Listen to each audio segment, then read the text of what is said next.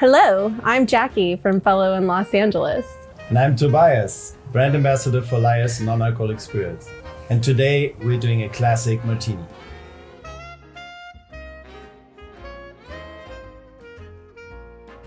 I love me a good martini, Toby. So to start, I'm going to use the Lyre's Dry London Spirit. That's basically your equivalent of a dry London gin. Let's go 2.5 ounces. Yeah, let's do it right. All right. Then we're going to take the Lyre's Apéritif Dry. That's your dry vermouth. Let's just go a little 1/2 ounce. Give this a little stir. Stir it, not shake it. Definitely. Boom. Strain this into your favorite martini glass.